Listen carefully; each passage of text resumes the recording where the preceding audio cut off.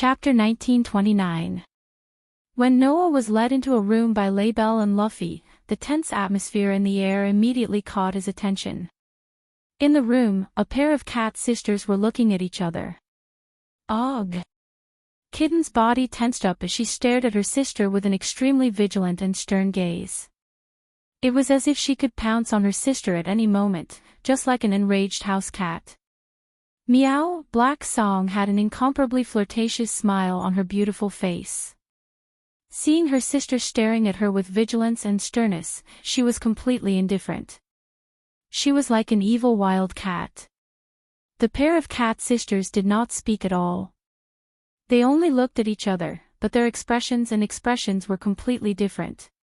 Even their temperaments were as different as heaven and earth. Those who did not know would definitely not think that these two cats were sisters, right? Sensing the tense atmosphere between Kitten and Black Song, Labelle and Luffy timidly hid behind Noah. They grabbed onto Noah's clothes and poked their heads out to look at the sisters looking at each other. Noah also rubbed his forehead as he felt a headache coming on. He asked in a low voice. "How did this happen?" I don't know either." Labelle subconsciously lowered her voice and answered. "I just wanted to find Kitten to eat something together, but when I found Kitten, it was already like this." It was worth mentioning here that Kitten and Labelle's relationship was exceptionally good. Even though Little Kitten seemed to dislike Little Kitten when she first became a member of the Jimmins, quarreling with Little Kitten every day, but as the saying goes, the more you quarrel, the more you develop feelings for each other. Now, Kitten and Labelle's relationship was so good that they stuck together every day. Although everyone in Jimengli's household had a good relationship with each other, there was still a difference in the order of precedence. For example, Leah's and Junai's relationship was so good that they were like sisters. They were not like master and servant at all. Usually, as the big sisters in the group, they would take care of the other members together. Aisha, Genova, and Irina had gotten along well with each other as the three members of the church. They were so close that they stuck to each other every day and almost never split up. Yudu and Gaspar were the only two male members of the Jumanli family, and their relationship was also very good. It was said that they would sometimes go to Issei Hyuga's house together and get along well with him. They even stayed overnight at Issei Hyuga's house together. It made people wonder what the three of them were doing all night. Because of her position as a teacher, Lesvias had more contact with the other teachers in the academy. She was also a big sister and had a good relationship with Laius and Junai. Still, the war goddess had an unexpected muddle-headed side. She could be considered a muddle-headed big sister. Only Kitten and Labelle were left. In the past, because she lived with Noah at the same time, Kitten had the best relationship with Isha. Now, Kitten and Labelle had started to develop feelings for each other during their quarrel, while Isha was occupied by Genova and Irina. This made Kitten's relationship with Labelle much smoother. Therefore, it was not strange that Labelle would come to Kitten to work with her. However, they did not expect that Black Song would come to Kitten as well, and things would turn out this way. Miss Black Song didn't come here specifically to look for Miss Bayin. We were just strolling around the castle because Captain Varley is currently nowhere to be found. Luffy raised her hand weakly. Then, we met Miss Bayin here, and things turned out this way. In other words, Black Song and Kitten just happened to run into each other here. It was not that Black Song deliberately went to Kitten to do something to her. Unfortunately, due to their personal grudges, the meeting between Black Song and Kitten had turned into a confrontation.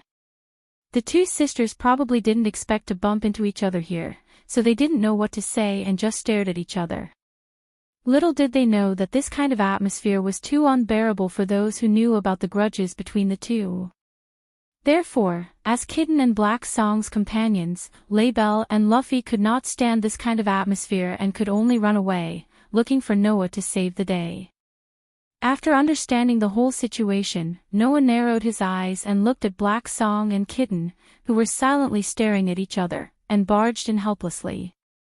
How long do you want to stare at each other there? Noah directly barged in, and smoothly ignited the tense atmosphere between Black Song and Kitten. Teacher. Kitten acted as if she had been saved, and almost reflexively hid behind Noah, squeezing Laybell and Luffy out. It seemed that Kitten was still very afraid of her sister, and that she was just putting on a brave front earlier.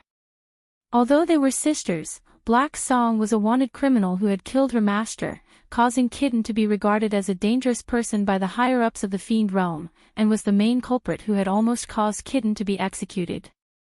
Therefore, Kitten still held a grudge against Black Song, and was very resistant to him. Black Song was naturally the clearest about this. However, this black cat did not have the slightest bit of self-awareness. She blinked at Noah and smiled sweetly. Aya. Why are you here? I'm just greeting Bayin, okay? You're not worried that I'll attack Bayin, are you? Is that very strange? Noah asked directly. Don't forget, you have a criminal record. Are you referring to the first time Orpheus saw you? Black Song waved his hand. At that time, I was only instructed by Wally to lure you out. Taking Bayin away was just convenient, meow. I think so too. Kitten hid behind Noah and poked her head out, staring intently at Black Song. Sister didn't want to take me away in the past, and I don't think you will now, right? That's right. Black Song nodded with a smile. So, don't worry about what I'll do, meow. Kitten bit her lips when she heard Black Song's nonchalant words, and some resentment appeared on her usually emotionless face. Hey! Laybell stood up for Kitten and pointed at Black Song, shouting, You're not allowed to bully Kitten. You're not allowed to bully Kitten. Woo meow. Black Song blinked again, and the smile on his face became even brighter and more moving. Why? Bullying younger sisters is the privilege of older sisters, meow, but do you see Kitten as your younger sister? Laybell said with some agitation. If you do see Kitten as your younger sister, why did you abandon her back then? Don't you think it's too late to say such things now? Laybell's words caused the tense atmosphere to turn sinister. Kitten bit her lips harder and harder. Black Song still had a smile on his face, as if he didn't care at all. Only Lu Fei actually stood up at this time and looked seriously at Lei Bei. Please don't speak of Miss Black Song like that. Miss Black Song isn't that kind of person. Lu Fei's words made Noah slightly stunned, and a thoughtful light flashed through his eyes. However, Lei Bei was completely unconcerned. She thought that Lu Fei was speaking up for Black Goo, and her anger began to rise. She immediately snorted, turned her head away, and said these words. What do you mean by not that kind of person?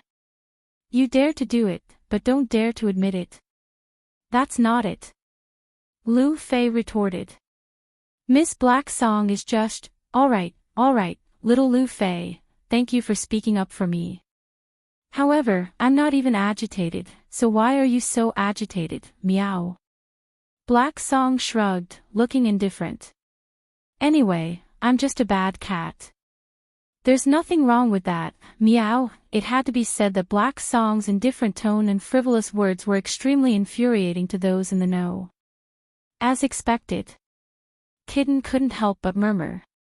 Big sister is the worst. Black Song glanced at Kitten, indifferent to Kitten's murmurs. However, Noah, who had been observing Black Song all this time, noticed it. There was a flash of sadness in Hei Ji's eyes for a split second.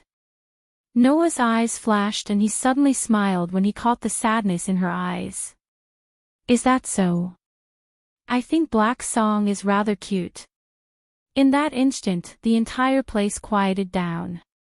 A different kind of tension from before, and a different kind of heaviness from before, a somewhat strange atmosphere began to replace the surrounding atmosphere, permeating the air. Chapter 1930. At this moment, all the girls present turned their gazes towards Noah, each with a different expression. Teacher. Kitten looked at Noah with eyes full of disbelief. Teacher. You. Laybell's expression was extremely stiff. Wah wah. Wah wah wah. Lu Fei's face turned red. As for Black Song, her eyes widened. After looking at Noah for a while, she suddenly cheered and pounced on Noah, giving Noah a fright. Wah meow. That's great meow. Black Song was overjoyed as she shouted. Little brother Godslayer's favorability has finally been maxed out. It really wasn't easy meow. Maxed out your head. Noah had an embarrassed expression. Do you think this is a game? You want to farm favorability? Indeed, when Miss Black Song has nothing to do, she would sneak into the game center to play games. Lu Fei seemed to have realized something, and her face turned even redder. So it's that kind of game. It seemed that little sister Lu Fei had completely misunderstood. At this moment, little Kitten and Laybell finally came to their senses. Sister. Kitten glared at Black Song, looking somewhat agitated. What did you do to teacher? Kitten thought that Noah's abnormal behavior was because Black Song had used some sort of bewitching spell. No. He couldn't have been tricked by that bad cat. Teacher. Lei Bei cried out in panic. That's an illusion. It's all an illusion. Even Laybell thought that Noah had been hit by some sort of spell that made him lose his mind. It really made her speechless. Indeed, Black Song's actions had a sort of bewitching feeling, but that did not mean that Black Song was a casual woman. In fact, not only did Black Song keep her chastity, she definitely would not use any sort of bewitching spell. The reason why she usually acted so charmingly was because of her casual nature. Cats were rather amorous creatures to begin with. As a cat demon, it was not strange for Black Song to have such a personality. On the other hand, Kitten, undoubtedly Nikomata, was so serious that it was abnormal. However, even if it was a kitten, didn't it tempt Noah before because of the arrival of the estrus? Therefore, frivolous behavior did not mean that Black Song was a casual woman.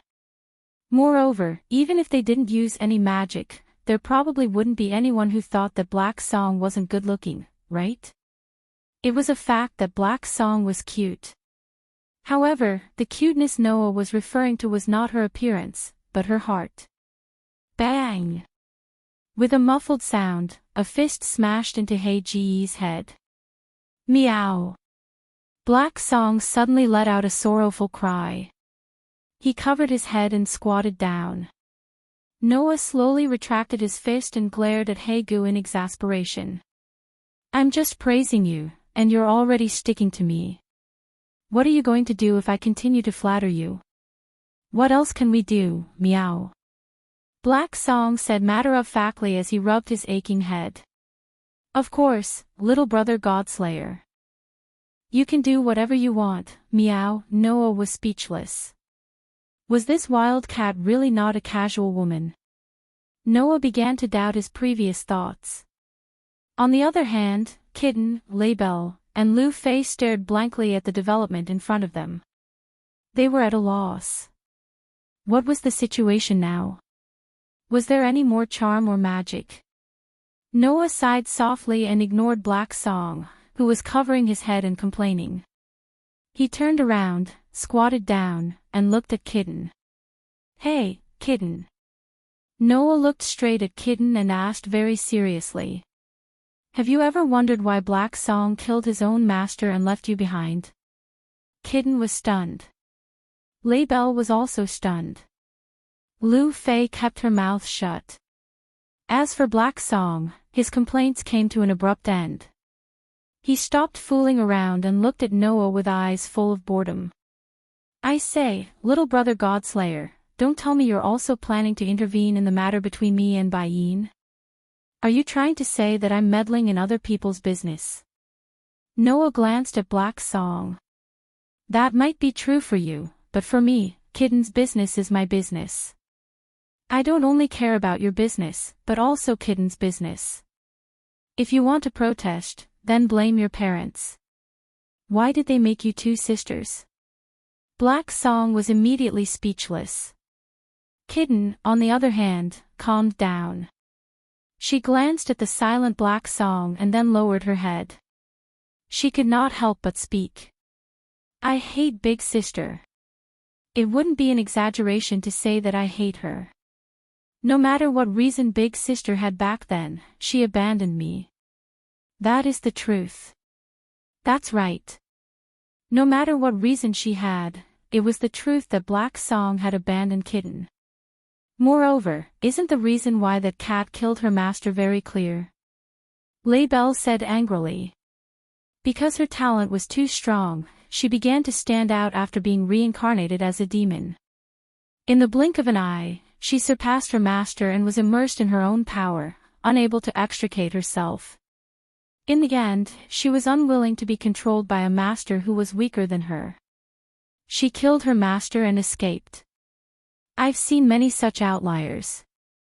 Basically, those who killed their own masters and became stray demons had fallen for similar reasons. Therefore, in the eyes of Kitten, Laybell, and the others, Black Song's betrayal was not something to be doubted, right? However, Noah still wanted to say something.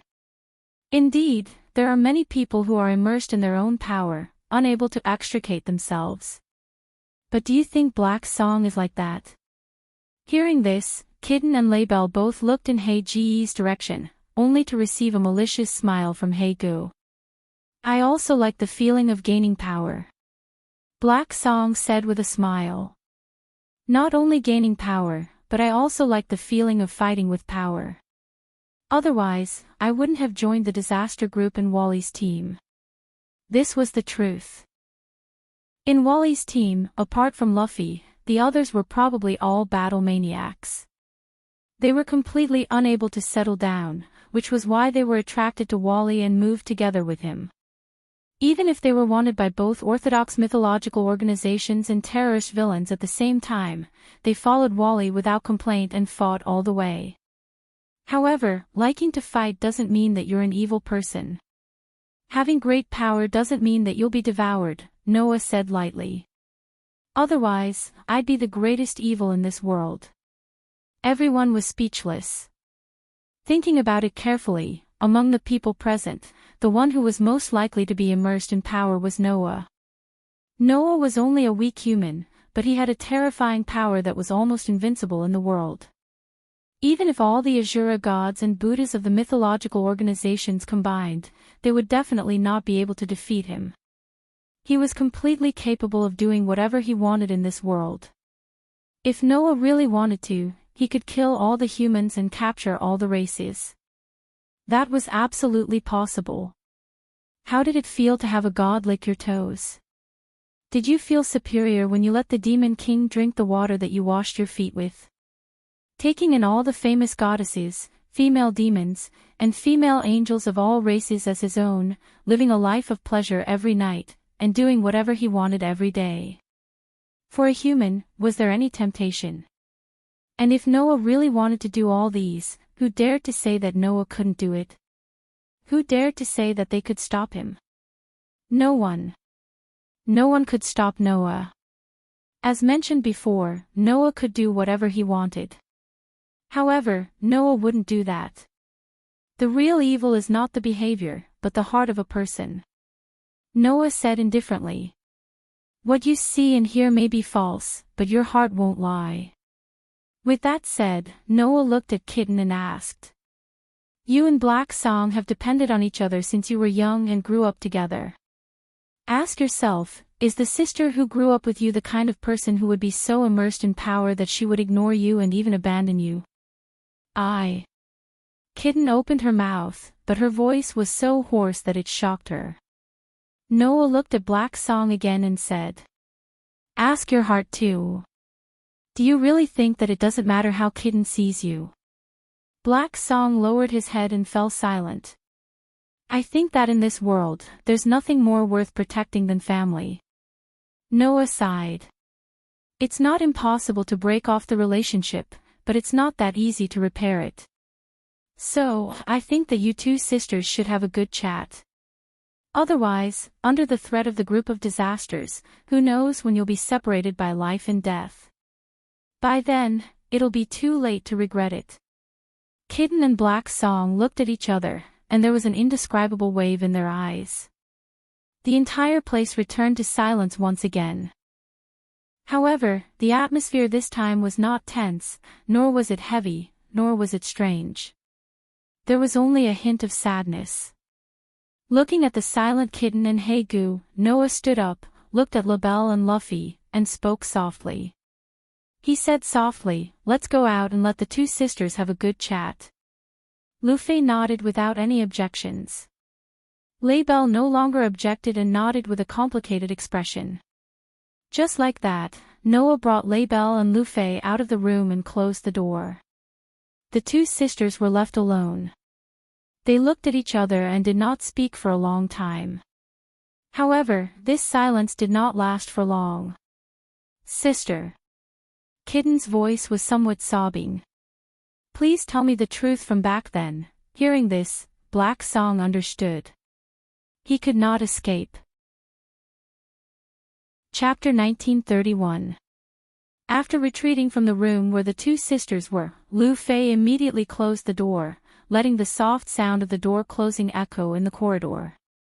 Seeing the door mercilessly close, LaBelle still seemed somewhat worried. "Hey, teacher." LaBelle worriedly said. "Is there really no problem?" "What problem could there be?" Noah shrugged. "Don't tell me Black Song will eat Kitten? If she really wanted to do that, she wouldn't have waited until now, right? But I'm still a little worried." LaBelle could not help but say this, turning her head to ask Luffy. Why would Kitten's elder sister want to kill her own master? Hearing LaBelle's question, Luffy fell silent. After hesitating for a while, she sighed. "Actually, I've only heard about it from Miss Black Song," Luffy said hesitantly. Miss Black Song said that her previous master was a bastard, very annoying, and that it was more comfortable to live with Captain Varley. A bastard? Noah thoughtfully smiled. "It seems that I more or less understand Black Song's difficulties." LaBelle tilted her head, seemingly still not understanding. "What do you mean?" "Actually, the reason shouldn't be hard to guess. It's very easy to think of it, but you just don't want to think about it." Noah looked at the puzzled LaBelle and could not help but sigh. "LaBelle, although your family treats you like a little princess, and Laius, as your master, cares for you family members very much, please think carefully. How many demons in the demon world treat their own family members with sincerity?" LaBelle's pretty face could not help but change slightly. The eldest daughter of the Phoenix family was not an idiot. On the contrary, she was a military figure. Usually, when the Zymods were on missions, she would often exchange opinions with Queen Laius and formulate countermeasures. Thus, she had always been deeply trusted by Laius. Therefore, with LaBelle's intelligence, she immediately understood Noah's words. In the eyes of ordinary people, demons are evil to begin with, right? Noah could not help but laugh. "Although that's what I say, I won't kill all of them. At the very least, I have a good relationship with the current Devil King, Jimenez's family, and Citi's family. But, just like how there are good people and evil people, there are good gods, and there are evil gods and evil gods like Loki from Northern Europe, there are also bastards among demons, right? And Black Song is the highest-ranking cat elf of the Nikomata clan. Not only is his bloodline pure and noble, but his talent is also astonishing. He is proficient in magic, immortal arts, and demonic arts. It's not hard to guess what will happen if such a seedling falls into the hands of a bastard demon," Noah said calmly. If the previous owner was a vicious person, then he would have used Black Song's power to commit all sorts of crimes. If the previous owner was a narrow-minded person, then he would have been jealous of the excellence of his dependents. It wouldn't have been strange if he had wanted to personally destroy his dependents. Since Black Song had described his previous owner as a bastard, then I guess that the previous owner must have been greedy for the amazing talent that Black Song had displayed. Greedy. Laybell was stunned at first, but then she suddenly trembled. Could it be, have you thought of it? Noah curled his lips. That's right. The power of a cat elf is already so tempting. Generally speaking, if there's a second cat elf, no matter which demon it is, they would want to take it in their pocket, right? Black Song and Kitten had depended on each other since they were young and had always grown up with each other. Even after Black Song became a family of a demon, Kitten had always followed him and never left him. Under such circumstances, according to Noah's words, Laybell would really be an idiot if she still did not understand the meaning. In other words, Black Song's former master set his sights on Kitten. Laybell was somewhat in disbelief. Kitten's older sister killed her own master just to protect Kitten? Of course, this is only my guess. Noah turned his head and glanced at the tightly shut door as he muttered. But, seeing Black Song's reaction, this guess should be the most convincing, right? Laybell did not know what to say. At this time, Lu Fei spoke softly. Once, Miss Black Song encountered a strong enemy. Although she defeated her opponent in the end, she was heavily injured. Even I was frightened, but she did not care at all. Lu Fei recalled the situation at that time and lowered her voice. According to what Miss Black Song said at the time, she had undergone extremely chaotic strengthening training in the past. Compared to that, her current injuries are nothing. Noah and Laybell understood what Lu Fei meant. Without a doubt, that so-called chaotic strengthening training could only have been personally inflicted by Black Song's former master. There was no other possibility. This was enough to show what kind of person Black Song's former master was. Of course, it was also possible that Black Song was lying. But putting aside Noah, as a pure-blooded demon of the Phoenix clan, Laybell knew that such things were not rare in the fiend realm. Just as Noah had said, there were good people and evil people. Although not all demons were as evil as the legend said, there were truly evil demons. Demons generally revered strength.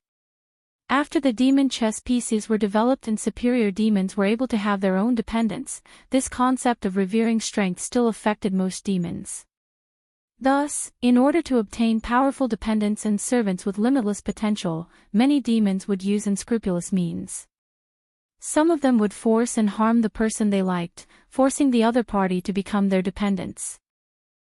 Some would conduct inhumane training on their dependents, completely disregarding the safety and condition of their dependents, blindly strengthening them. Some would even use the method of extracting potential and life force to make their dependents fight with all their might, and then abandon them when they were no longer of any use. It was extremely vicious. Even Laybell's brother, Lai's former fiancé, Riesel, did not treat his dependents as his personal property and order them around as a matter of course. On the other hand, the pure-blooded demons of the Gimli clan were known for their gentleness. They sincerely cared for their dependents, which was why such things did not happen. Like vampires, demons are also a race that lives in the dark, Noah mentioned, intentionally or otherwise. Many of the demons' bad habits and ideas are not flattering. That's why the 4 demon kings, Sizax, Achuka, Seraph, and Felubium, spared no effort in promoting peace between the various factions in an attempt to change the concept of the race with the change of the world. Perhaps Athaziel, the governor of the fallen angels, has similar thoughts. Noah spread his hands. After all, the fallen angels are also evil in the Bible. There must be some problematic people among them, right? Every family had its own problems. Since even a family was like this, there was no need to mention a race. Although Noah was a loner, he was also the leader of 2 guilds in another world. As the leader of a guild, Noah knew very well what kind of consideration and labor he had to put in. Therefore, Noah's words were undoubtedly quite persuasive. In short, let's leave the matter of Black Song and Kitten to them, Noah said to Laybell and Luffy. We'll just quietly watch from the sidelines. Laibel and Luffy both nodded. Then, Noah, Laibel, and Luffy left the scene. Laibel and Luffy returned to their respective residences, probably very moved by Noah's words. Noah, on the other hand, brought Lilith, who had stayed outside the room. Just as he was about to return to the room, he encountered an unexpected person on the way. Looking at the silver-haired youth slowly walking toward him, Noah stopped in his tracks. Varley seemed to have only just noticed Noah. He raised his head and met Noah's gaze. Noah noticed it at that moment. Varley's eyes and expression were somewhat abnormal compared to before. If the previous Varley was a pure warrior who only knew how to press forward with indomitable will, then the current Varley was like a madman who had stopped halfway and was hindered by something. The fighting spirit in his heart was replaced by another emotion. What emotion was that? Hatred. Noah saw hatred in Varley's eyes. What the hell happened? Chapter 1932. At this moment, the sky was almost bright and the commotion in Kaipei Royal City had gradually subsided. In the corridor, Noah and Wally looked at each other, but no one spoke. Instead, Lilith, who had been held by Noah, twitched her nose and looked at Wally. Dragon. Lilith mumbled as if she was in a dream. The smell of a white dragon, Lilith's words immediately made Noah and Wally turn their eyes to her. I see, Wally said with a blank expression. Is this the upper half of Orpheus? Noah nodded and said so. Her name is Lilith. Is that so? Wally closed his eyes, but his voice was trembling. That bastard actually gave Orpheus half a name like that. The name Lilith originally belonged to the mother of demons. And Lezavim was the son of demon king Lucifer and the mother of demons, Lilith. In other words, this name should have belonged to Wally's great-grandmother. I heard that the person currently leading the disaster is Lezavim. Wally opened his eyes and looked at Noah. You've seen him, right? Not only have I seen him, Noah answered truthfully. We even fought. Really? Wally's expression became serious. What do you think of that guy? Not much, Noah said without mercy. He's just a bastard. I feel the same. That guy is too despicable. He really doesn't deserve the name of Lucifer. Wally clenched his fist. His tone was full of sarcasm and sincere hatred. But, although he's despicable, that guy's strength and ability are really troublesome. Varley's face was filled with unwillingness as he spoke. To be honest, it was the first time Noah saw Wally like this. This kind of performance was simply not seen from Wally in the past. Coupled with the sarcastic and hateful expression when Wally mentioned Lezavim, Lezavim's grandfather must have done something bad to Wally. Come to think of it, Wally's background was something worth pondering. Why did this gifted child who inherited the bloodline of Lucifer and the power of the White Dragon Emperor join the camp of the fallen angels and be raised by Athashel instead of staying with Lezavim, his blood relative? There must be a reason behind this, right? There was only one thing that could be confirmed. That was, Wally didn't treat Lezavim as a family member at all. He even hated him. If possible, Wally would want to kill Lezavim more than anyone else, right? Unfortunately, this goal was too difficult for Wally. Although Wally was a descendant of Lucifer and had extremely high-level abilities, most of Wally's strength was limited to the artifact. Although his strength was not weak, at best, he was only at the level of the highest level demon. Only by using the artifact could Wally jump to the Demon King level. Even when using the Tyrannosaurus Rex, in terms of strength alone, he was comparable to the top 10 in the world. His strength was not weaker than the famous Shura gods and Buddhas. However, the power from the artifact was ineffective against Lezavim, who had the ability to nullify the artifact. Once Wally went up against Lezavim, he would definitely lose. After all, not counting the artifact, Wally was at most at the level of the highest level demon. As for Lezavim, as a surpasser, even if his strength was not as good as Sazavim and Ichuka, he was much higher than the Demon King level. Without the artifact, Wally probably couldn't last a few moves in Lezavim's hands, right? Even if he used the artifact, in front of the artifact nullification ability, Wally couldn't do anything to Lezavim and was destined to lose. In this way, how could Wally be willing? But if it's you, even if you don't use the artifact, you can still defeat Lezavim, right? Wally stared at Noah closely. I'm right, right? What a pity. Noah didn't answer, but said indifferently. In the end, he still escaped. As if Wally had expected it, he lowered his head and remained silent. Another cosmology. Wally said in a low voice. That's the name, right? Noah was slightly taken aback, and immediately nodded. Did you use it on that guy? Wally asked very solemnly. I used the ability called Another Cosmology. This time, Noah didn't answer. Instead, he looked straight at Wally and said, Don't worry. What do you want to ask? Wally was silent again, and finally spoke after a while. I just want to know if I have the possibility of defeating that guy now. Although he said so, Wally's expression told Noah that he already knew the answer to this question. After all, the other party was his grandfather. Even if Wally didn't do his duty, it was impossible for Wally not to know the general details of Lezavim. So, Wally probably also understood, right? If the divine artifact was really nullified, then the current him was definitely not Lezavim's opponent.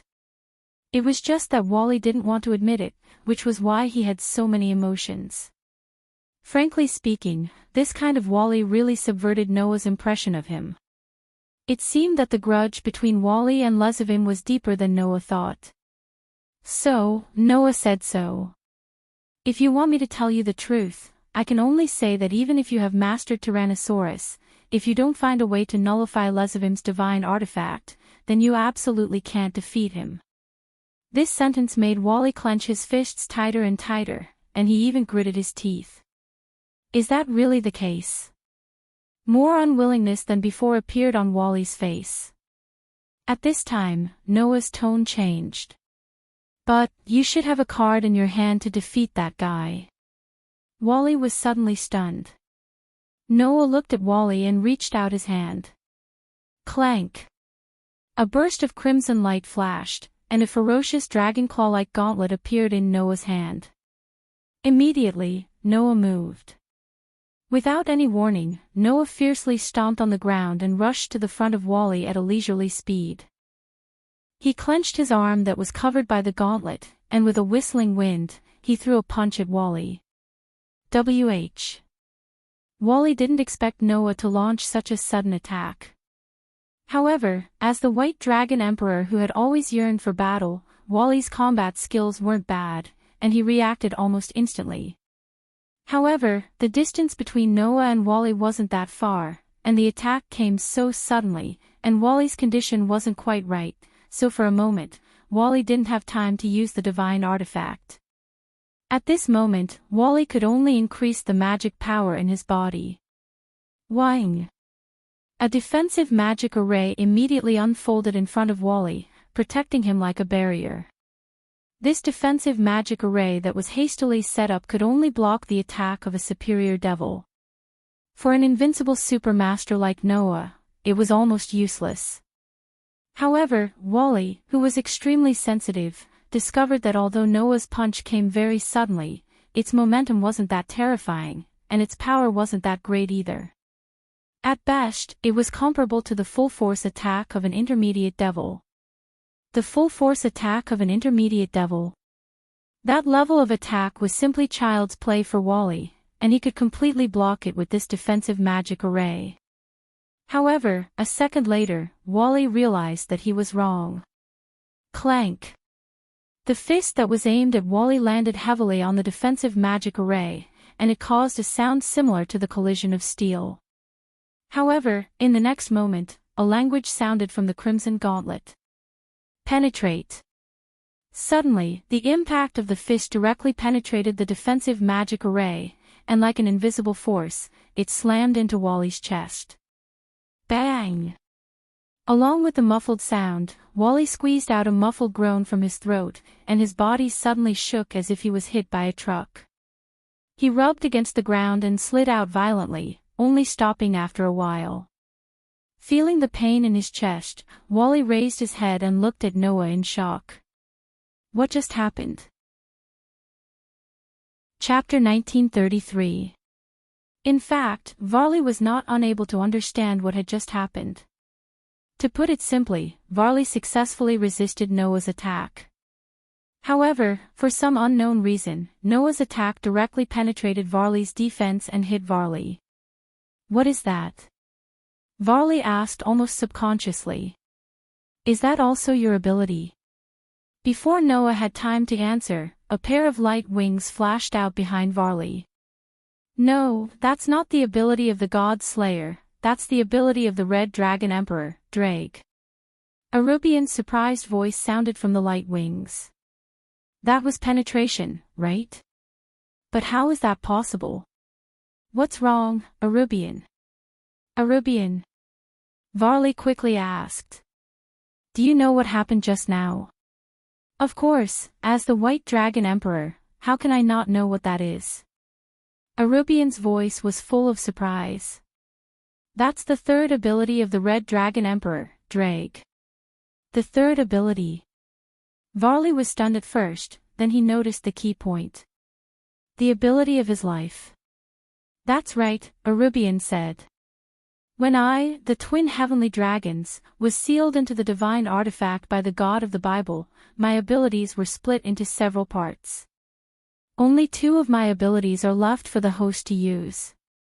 The red one is for multiply and transfer, while mine is for have and absorb. It has never changed. As for the rest of the abilities, according to the God of the Bible, it seems that they have been removed. Arubian did not hide the surprise and disbelief in his voice. Why did the red one suddenly have a third ability? Undoubtedly, this has never happened before. Of course, Arubian didn't know that Drake was just a soul now, residing in the artifact, and his ability was only reproduced by the artifact. In this regard, Noah opened his mouth and was about to say something, but Drake's voice sounded from the cage. Arubian, do you really think that the rest of our abilities were removed by the God of the Bible? Drake's words stunned Arubian. Although I don't know why the God of the Bible, as a God, created the God of annihilation to give humans the power to kill gods, but since even the Forbidden Hand, which can destroy the balance of power, and the God of annihilation, which can seal monsters, has the power of tyrant, compared to these, the power we had when we were alive shouldn't be considered dangerous, so there's no need to remove it, right? Drake's voice became low. At the very least, might flame and your poison, compared to the Forbidden Hand and Tyrannosaurus, should be more likely to be preserved, right? This. Arubian was a little speechless.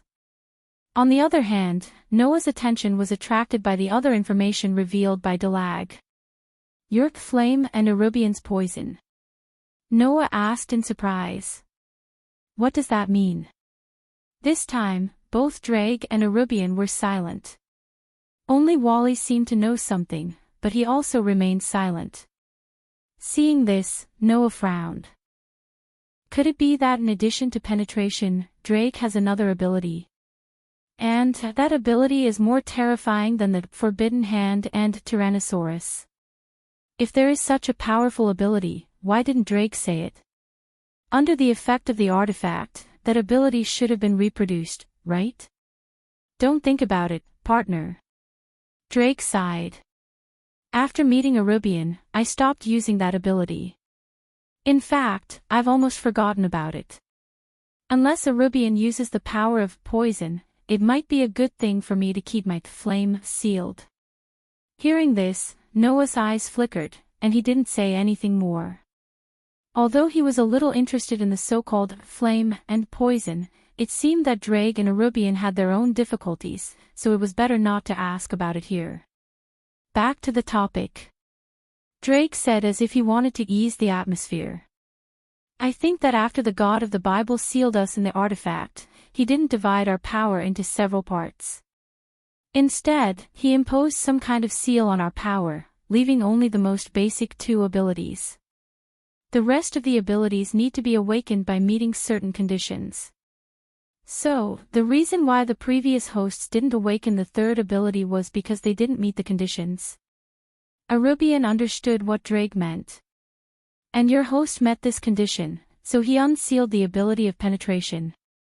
My host also didn't meet the conditions, Drake explained.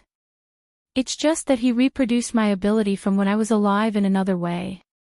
This method can only be used by him. You should think of it as his uniqueness. Wally and Arubian suddenly both laughed bitterly, which was very rare. Uniqueness.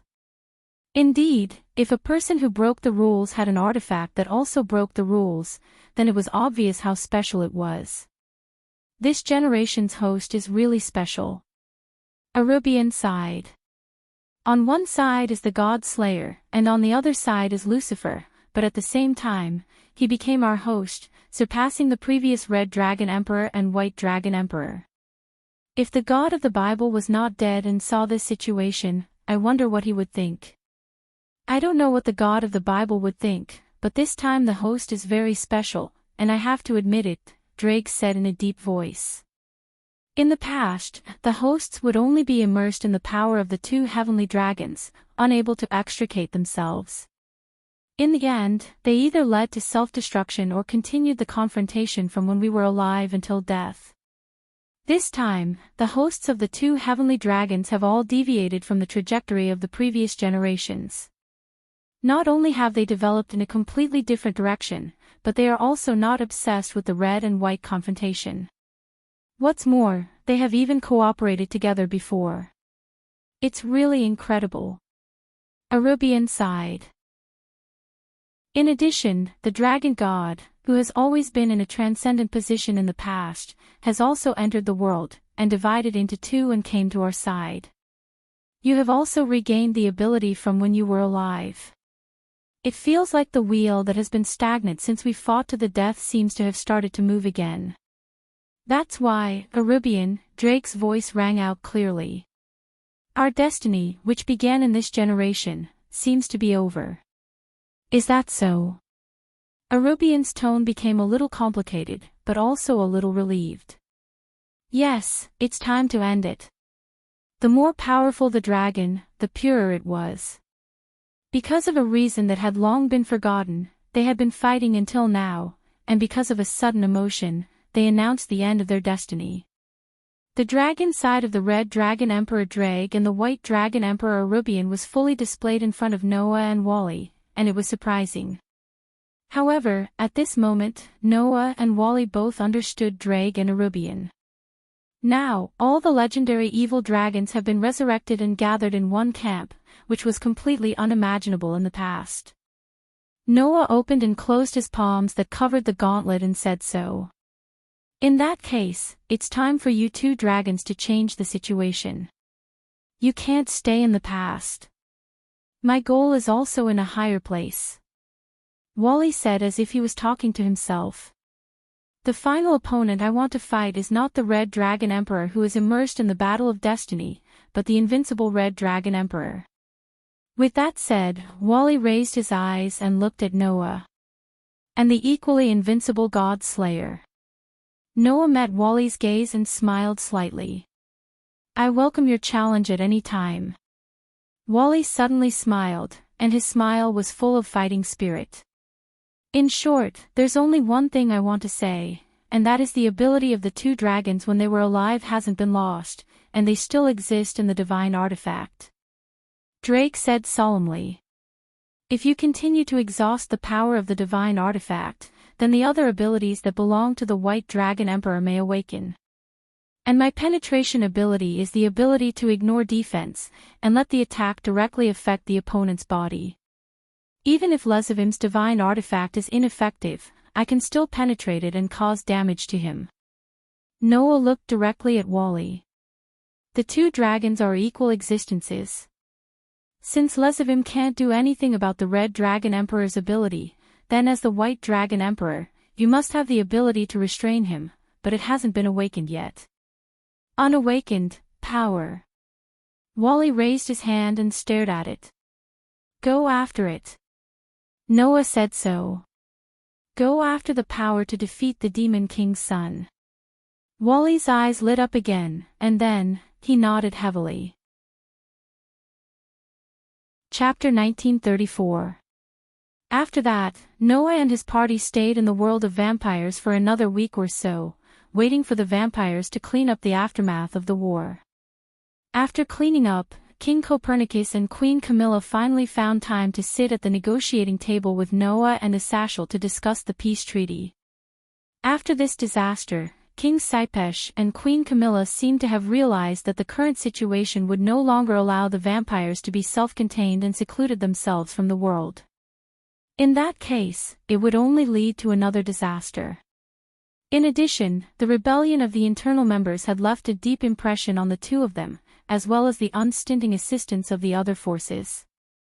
Both King Copernicus and Queen Camilla had changed their minds and no longer insisted on their previous ideas. Under such circumstances, King Copernicus and Queen Camilla first made peace with Noah and Asashel as witnesses, announcing the end of the civil strife in the world of vampires for hundreds of years. Then, they agreed to the conclusion of the peace treaty and became allies with all the mythical forces. At this point, all the foreign races in the world had concluded the peace treaty, and no one was left out. As a witness to the peace treaty, Noah successfully urged all the mythical forces to conclude the peace treaty, and he would continue to supervise the implementation of the peace treaty in the future. If any force violated the peace treaty and stirred up trouble, then Noah would personally take action and make that force suffer. It could be said that Noah was the suppressive force of all the mythical forces in the world. Moreover, basically, all the mythical forces made the choice to conclude the peace treaty because they were afraid of Noah's power. Therefore, after the vampires became the last to join the peace treaty, this unprecedented trans-century, trans-mythical, and trans-racial peace treaty became a crucial part of history, laying a great foundation for the future world pattern. In view of the fact that the person who promoted the birth of this peace treaty was Noah, and Noah was world-famous for his ability to simulate another cosmology, this peace treaty was named the Star Creation Agreement. There was no doubt that this was a compromise that could be recorded in the history of various mythological systems. Under such circumstances, Noah's name as the God Slayer was also destined to be recorded in the history books. It would be known by the new generation of the various mythological forces, and it would be passed down for hundreds, thousands, and thousands of generations until eternity. In this event of great historical significance, Varley, Black Song, Luffy, Arthur, Beautiful Monkey, and Fenrir were removed from the wanted list. Their inclusion in the fallen angel camp became a small matter and did not arouse much objection. Because, no matter what kind of enemy appeared, these two children would be under his protection. That was enough. Just like this, Lilith also moved into Noah's apartment and lived with Orpheus and Noah. What was worth mentioning was that Aster and Athena no longer transformed into weapons like in the past. Instead, they came out to live with Orpheus and Lilith.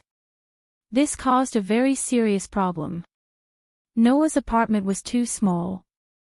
Even if other than Noah, the other four were all children, at least they looked like children, but in fact, other than Lilith who was just born not long ago, the other three had lived for God knows how long, for children and an adult were crowded enough. Therefore, a situation inevitably occurred. Should this be considered a benefit? Noah, who had just woken up in the morning, laid on the bed and looked at his surroundings, extremely speechless. He saw that Noah's bed was already crowded with people. Orpheus was lying on the left. Lilith was lying on the right. Aster was lying on the other side. And Noah was lying in the middle. His arms were tightly hugged by Orpheus and Lilith, while his neck was tightly hugged by Aster. That's fine. Noah couldn't help but complain. Sleeping is fine, but all of them are only wearing these socks. What are they playing at? That's right. Not only Aster, but even Orpheus and Lilith were wearing knee socks. Except for knee socks, everything else was taken off. It was simply Aster's X3 state. Have they been led astray by Aster? Noah thought helplessly. Orpheus and Lilith were simply too pure and innocent, so they would learn everything. Not to mention Lilith, Orpheus often learned from Noah, and even learned from the behavior of the Jumanli's dependents. He seemed to be enjoying it. He probably learned this from Aster too, right? Of all things to learn, you have to learn this. Noah sighed. Noah gently broke away from Orpheus and Lilith's hugs, carried Aster in his arms, and carefully got up. At this moment, Noah noticed something strange. Looking at his arms that were tightly hugged by Orpheus and Lilith, Noah was startled at first, but soon after, he stood up in surprise. What is this? Chapter 1936. The morning sun shone in through the window and onto the bed in the room. The warm feeling made both Orpheus and Lilith look comfortable, and they hugged Noah even tighter. However, Noah's attention was no longer on Orpheus and Lilith, but on his own hands. Wisps of spiritual energy that were as faint as smoke drifted out of the bodies of the two dragon god girls, circled around them, and gradually entered Noah's body. As the wisps of spiritual energy entered, Noah could clearly feel it. He could feel the connection between Orpheus and Lilith. It was as if an invisible bridge had suddenly been built between Noah, Orpheus, and Lilith. Relying on this bridge, Noah could actually feel the hearts of Orpheus and Lilith. At this moment, Noah had a feeling. It was a feeling that he had grasped everything about Orpheus and Lilith.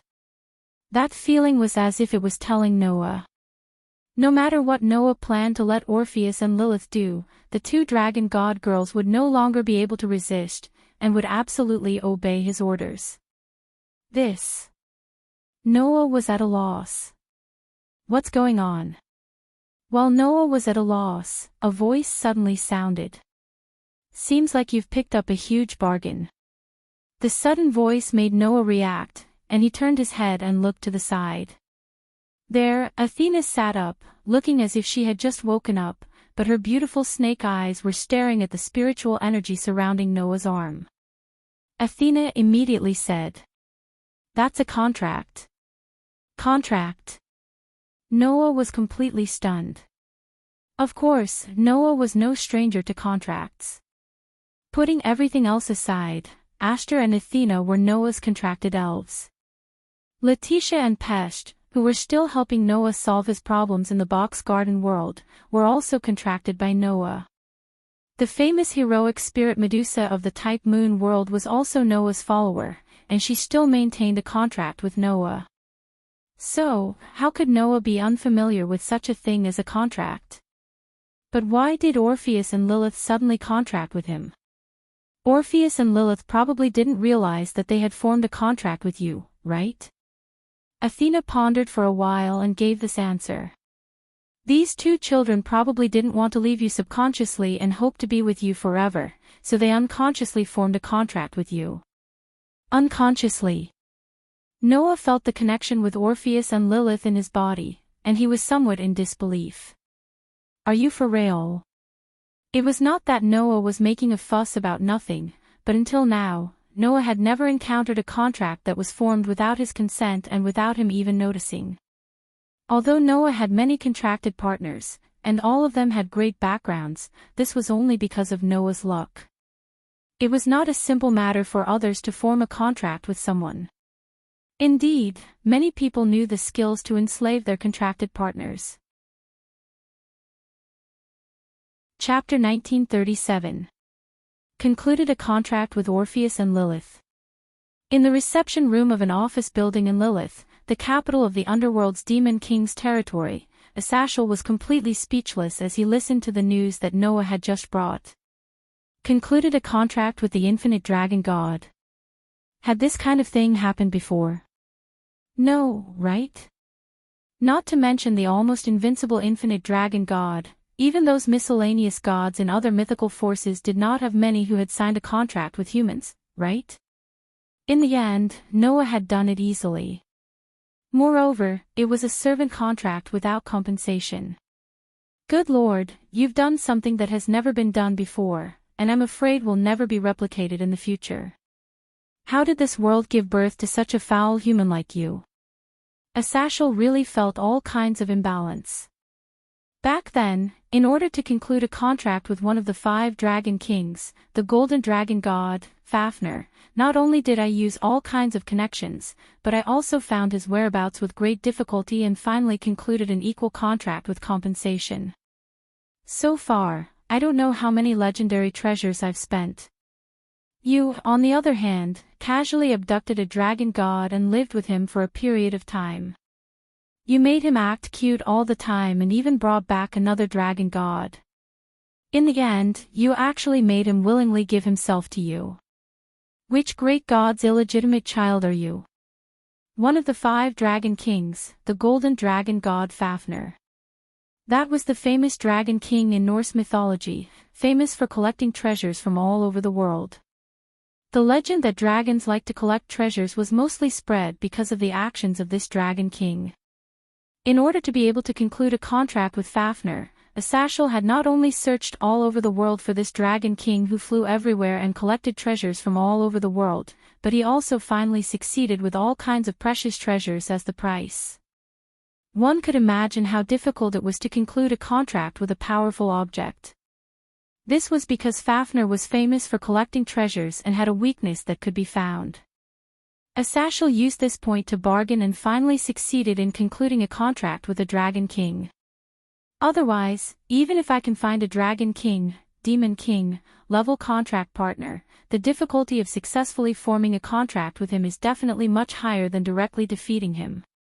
Under such circumstances, Noah played with the 2 Lolas all day long and enjoyed himself immensely. In the end, the 2 dragon gods signed a contract with him.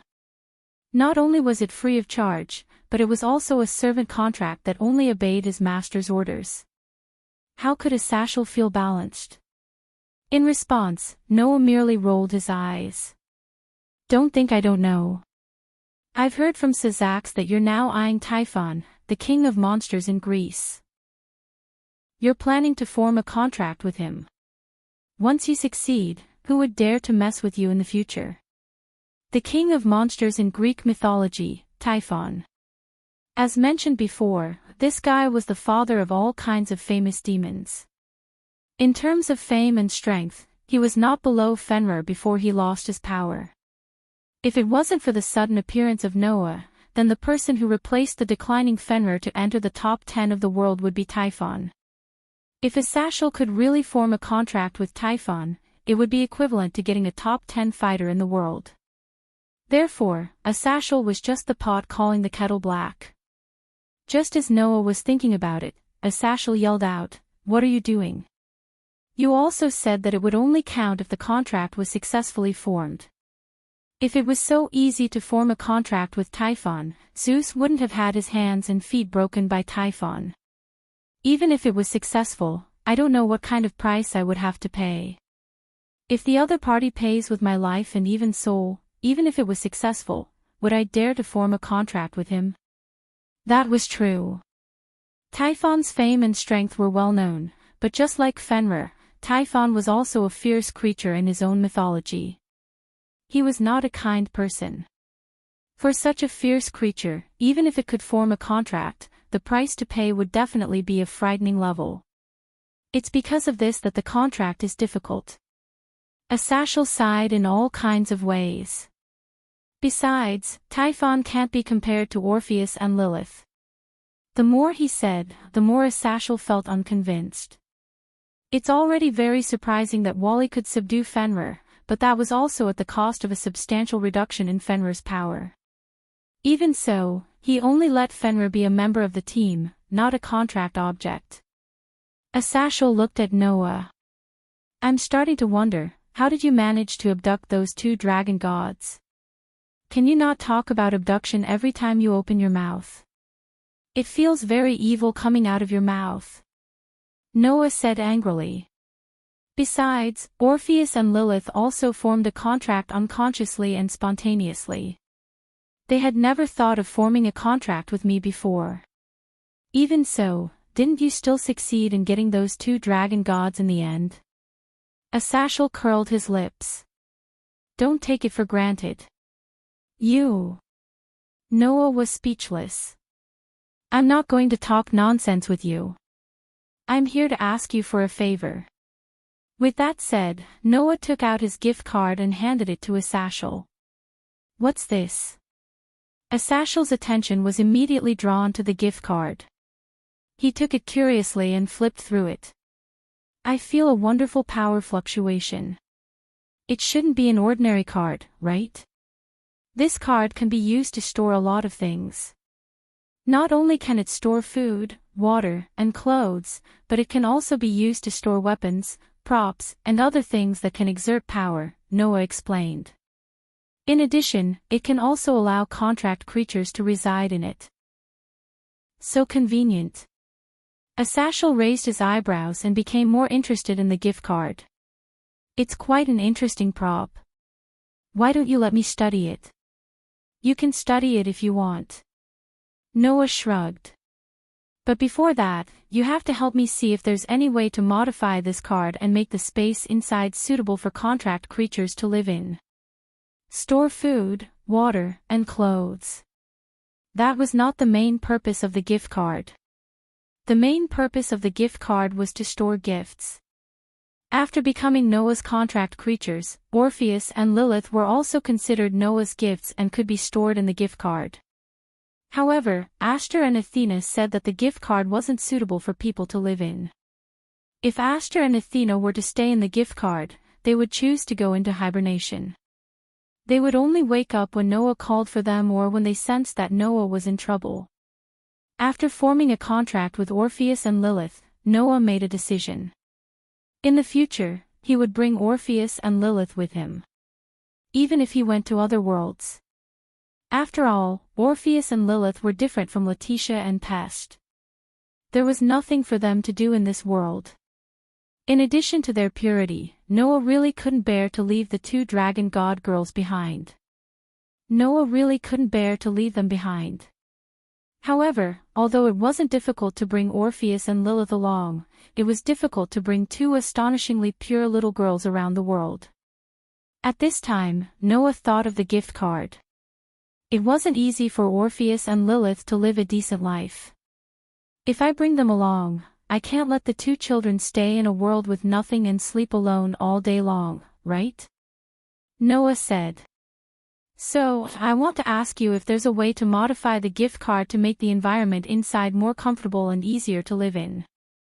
In this way, Ashtar, Athena, Orpheus, and Lilith could live a comfortable life in the gift card that was no different from the apartment. For this purpose, Noah specially went to the underworld to look for Asashel and asked this guy who could even create artificial artifacts to help him. If that's the case, it's not difficult. The demon realm originally had the technology to create an alternate space. Using that technology to modify your card, the success rate isn't low, Asashel said doubtfully. But why do you have to go through so much trouble to bring a contract partner with you? Can't you summon a contract partner at any time by learning summoning magic or something like that? In other words, how could the summoning be successful? Don't worry about it, just do as I say. Noah sighed. By the way, why do you suddenly want to form a contract with Typhon? With that, Asashel's casual expression began to turn serious. Chapter 1938. He slowly placed the gift card on the table beside him, picked up a cup of coffee on the table, and took a sip before speaking again. I have a hunch that there will definitely be a bigger and more dangerous disaster than before. For that time, I must prepare in advance and get enough combat power to deal with any situation. For this reason, I intend to sign a contract with Typhon. Asasher's words caused Noah's eyes to flicker slightly, and he replied indifferently, That's right.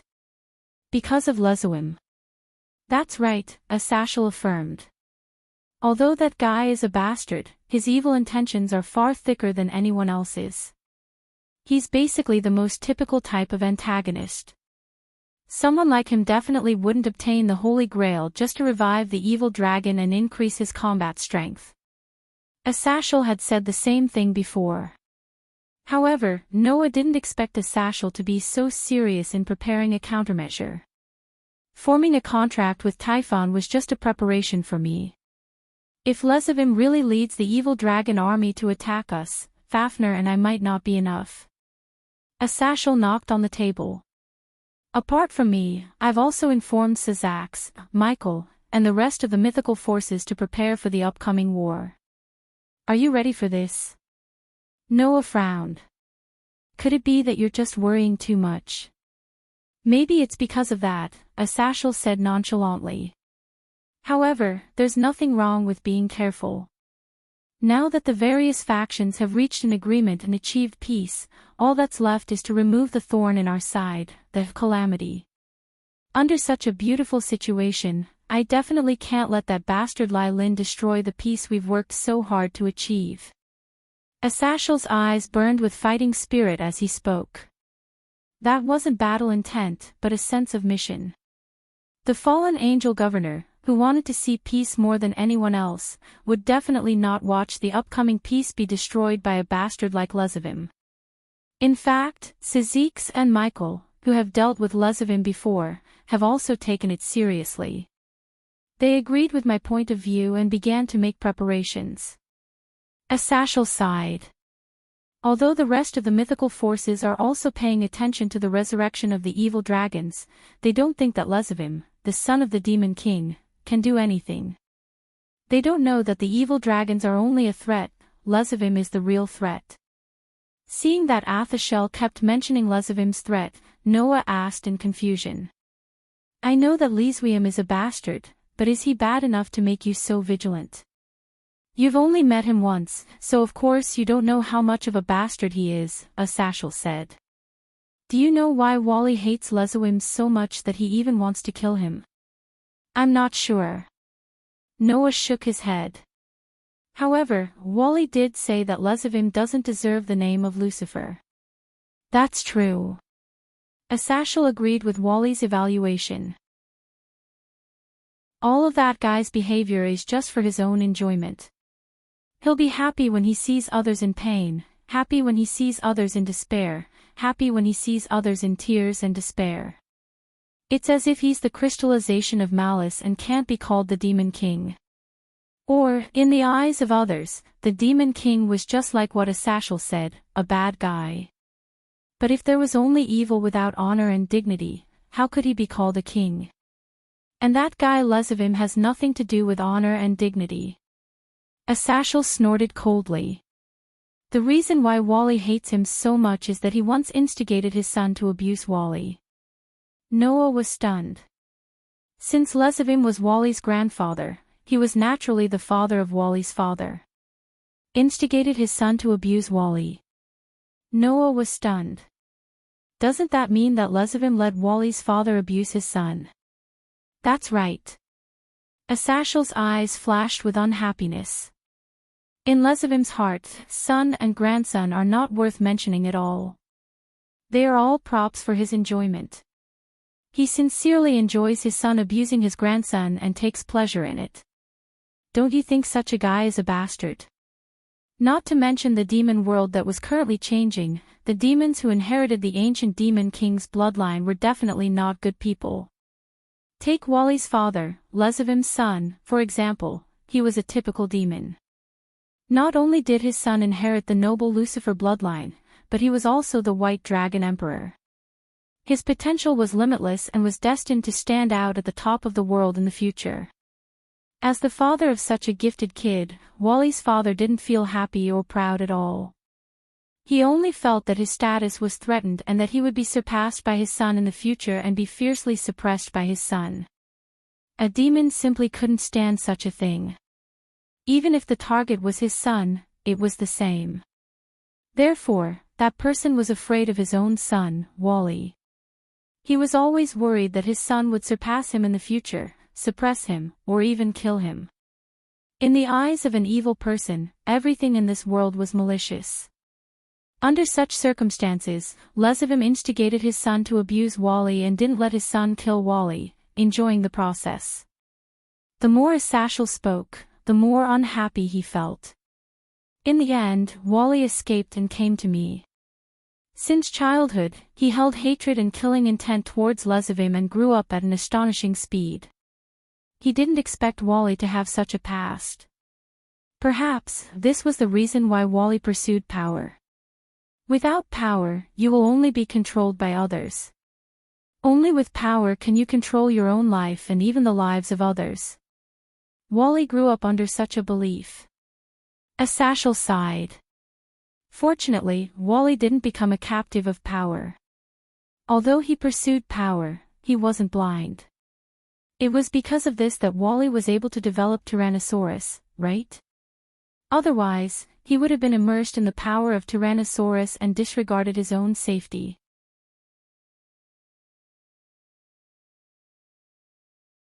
He raised his hand and greeted him like an old friend instead of a demon king. Yo, Noah. Looking for Asashel. It had to be said that Sizak's hearty greeting was indeed very approachable. However, that was not the demeanor of a demon king at all. Noah turned his head and looked in Sizak's direction. Apart from Sizak's, there was another person behind him. It was a tall woman with silver hair, but she was wearing a maid's uniform and exuded an awe-inspiring aura. Noah knew this person. She was Sizak's queen and the current demon king Lucifer's kin. At the same time, she was also recognized as the strongest queen in the underworld Gilifia. Back then, Noah had met Gilifia during the marriage between Riaz and Rizel. Therefore, Noah knew about her. Although she was wearing a maid's uniform and was the head maid of the Gimli family, Gilifia was Sizak's wife. Moreover, she was quite strong. Noah had heard that Gilifia had once competed with Leviathan, Seraph, one of the 4 demon kings, for the title of the strongest female demon in the underworld. In other words, Gilifia could compete with Leviathan, the demon king Seraph. Her strength was definitely on the level of a demon king.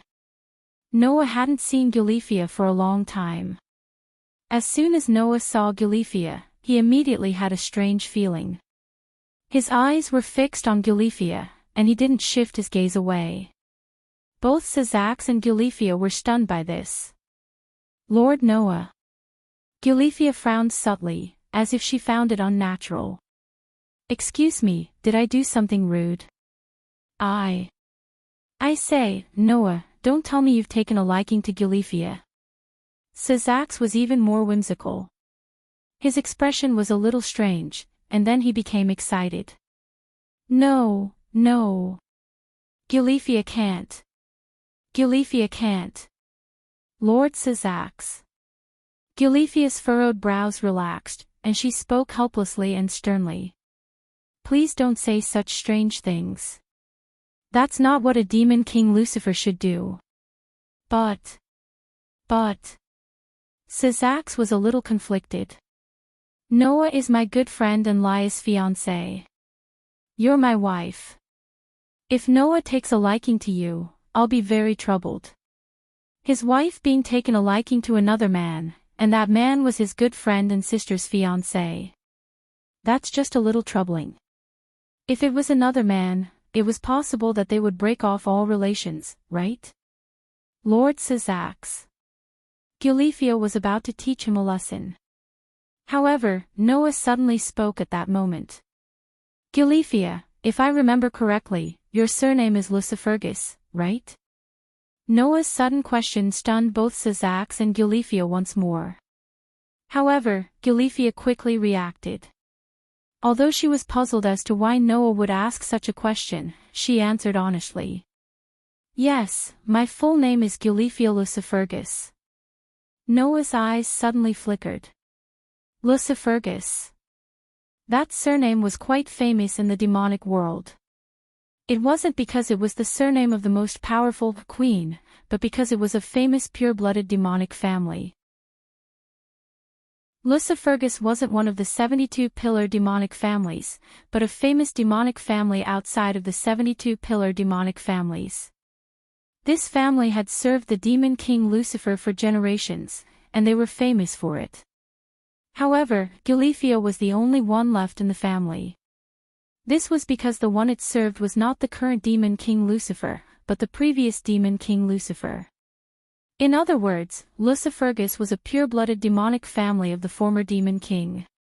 When the 4 demon kings were all dead and the demonic world entered a period of reformation, Gilifia, as a member of the former demon king's faction, fought against the faction that wanted to bring in the current demon king. It was then that Gilifia and Seraph fought for the title of the most powerful female demon. In the end, Gilifia met and fell in love with Sazax, the hero of the reformist faction who displayed his prowess on the front lines. The two of them passed countless trials and finally got together, becoming a legend in the underworld. Noah had heard Leah's mention that before, but he forgot about it. Now, Noah narrowed his eyes at Gulifia's eye-catching silver hair, as well as the fact that she vaguely resembled a certain person in his memory, as well as the surname she used when she reported her name. Gilifia, are you really the only one left in your family? Why do you ask? Gulifia's face was calm, but her eyes became serious. The Lucifergus family was a faction that supported the former demon king. They were all wiped out, and I was the only one who chose to join the demon king's faction and serve the current demon king Lucifer. That's how I survived. It's no secret in the underworld. Yes, it's no secret in the underworld. Noah smiled bitterly. But the situation might be a little troublesome. Gilifia was puzzled. Sazax, on the other hand, seemed to have noticed something. He looked at Noah with a serious expression. Tell me about it. Chapter 1940. No one knew what Noah talked about with Sazax and Gilifia after that. However, a passing demon noticed that after Noah left, Sazax's expression was a little heavy, and he looked at Gilifia with a little worry in his eyes. Gilifia, who had always been strict, was at a loss, which was rare. After that, some observant people found out. Sazax and Gilifia were making a lot of preparations. What were they preparing for? They were preparing to go to war with the Disaster Squad. Previously, Azazel had mentioned that the Disaster Squad would definitely cause a huge disaster under the leadership of Lezavim. For this reason, Sazax, who had dealt with Lezavim for a long time, attached great importance to it and had been preparing for war with the Disaster Squad. Now, this kind of preparation was even more serious. It was so serious that Sazax called all his family members back, as if he was planning to have a final battle with a certain mythical force, which made many people secretly start to worry. As for Noah, he had returned to the human world and lived the same daily life as before. Everything seemed so calm, but there were undercurrents surging. Therefore, almost everyone had the same thought. This was the calm before the storm. Even if it looked calm on the surface, this calm gave people a kind of pressure, as if it could collapse at any time, making people's hearts heavy. Under the influence of this atmosphere, not to mention the human world, all the mythical forces that had reached a peace agreement began to be very vigilant and strengthened their defenses, ready to deal with a sudden war at any time. However, even so, what should have happened still happened. A few days later, Noah received the modified gift card. But the next day, Azazel jumped directly to Noah's apartment through the teleportation magic circle, bringing unimaginable bad news. What? Noah exclaimed in shock. Both heaven and the underworld were attacked. That's right. Azazel's expression was also extremely ugly. Last night, the heaven realm and the underworld were attacked at the same time. The casualties have not been calculated yet, but the losses are very heavy. The heaven realm was captured in the first 5 days, and the underworld's demon king territory was destroyed and turned into ruins. This was indeed a disastrous loss. The heavenly realm was divided into 7 levels, and each level was measured in terms of Tion. It was said that the God of the Holy Bible once lived in the 7th heaven, the highest level in the heaven realm. After the God of the Holy Bible passed away, only the system in charge of the divine equipment and blessing remained. No one lived there. The blazing angels led by Michael lived on the 6th day and guarded the only way to the 7th day. They had always been managing the operation of the heaven realm and the system, minimizing the impact of the death of God. In the end, other than the 6th and 7th days guarded by the blazing angel, the other 5 days had all fallen. Wasn't that a heavy loss? As for the underworld's demon king territory, it was the territory of the 4 demon kings. It was the center of the entire demon world. The demon king territory had been turned into ruins. Most likely, the entire demon world was in complete chaos right now. Fortunately, Syzax and Michael had always been preparing for war. Even if the attack was too sudden, they still repelled the enemy. Asashel knocked on the table hatefully. On the other hand, the fallen angels were not attacked at all. We didn't even receive any news when the attack started. By the time I found out, the attacks of heaven and the underworld had already ended. The first 5 days and the Demon King territory were destroyed. Damn it! Asashel's frustration was not without reason. In fact, even Noah's brows were tightly knitted together. If they could contact Noah, Syzax and Michael would definitely ask Noah for help, right? At the very least, Syzax and Michael would ask Asashel for help and let the fallen angel camp go over. However, there was not a single bit of news about such a huge attack, causing both heaven and the underworld to suffer heavy casualties. That must be Az Dahaka's doing. Asashel said regretfully. With that evil dragon's ability, there are many ways to prevent heaven and the underworld from contacting each other. Even the fallen angels who live on the other side of the underworld did not receive any news. Naturally, the other forces did not receive any news at all. The 3-headed demon dragon of the fire worship sect was famous for controlling thousands of spells. In the box court, due to the box court's unique rules of bestowment games and the fact that it had become the final trial for humans, it had surpassed the original mythical order. Azidakaha's thousands of spells had become a form of bestowment. It was a gift that upheld the belief that all technology and concepts in the world could not be without a trace of malice. As the absolute evil that carried all malice in the world, it could allow the 3-headed demon dragon to unconditionally obtain all knowledge related to the game. In this world, the 3-headed demon dragon that had not transcended its own mythical relationship displayed magical abilities that were consistent with the mythical relationship. With its terrifying magical attainments, it was easy for it to prevent the activation of the communication magic formation and make it impossible for anyone to detect the attack. However, it also depended on the situation. To be able to completely conceal the movements of such a large-scale attack on heaven and the underworld, even the fallen angels who also lived in the underworld, showed how terrifying Az Dahaka's ability was. Asashel took a deep breath and suppressed the anger and unwillingness in his heart as he looked at Noah. Now, Jamonli's and Sidi's families have returned to the underworld to help clean up the mess. However, the heavy casualties of the demons and angels have also alerted all the forces that the disaster team is no longer the same as before. With the support of several famous legendary evil dragons, it definitely has the ability to single-handedly defeat a force.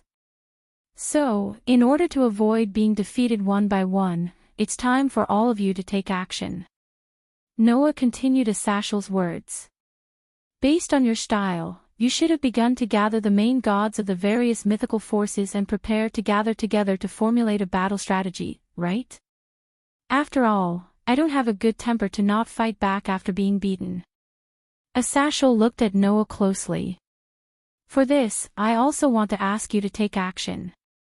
Your power is too important to us. As long as you are around, at least we will have confidence. All the mythical forces have gathered together, but they don't have confidence in the end. Noah laughed.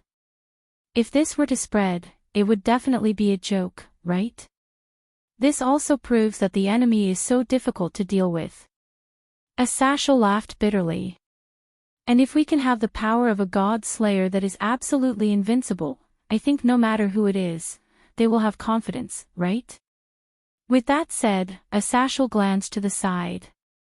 Moreover, you still have those two treasures. They are incredible combat power. In Asashel's field of vision, Orpheus and Lilith were like twin sisters, sitting there and nibbling on snacks. Sensing Asashel's gaze, Orpheus looked up. Athashel, Orpheus said in a concise manner. Do you want me to help you? Yes. Asashel nodded very straightforwardly. We need your power. But I am no longer infinite. Orpheus shook his head, reached out his hand, and touched Lilith's head beside him. We will no longer be infinite. Even if you are not infinite, you are still the dragon gods. Asashel's expression became serious.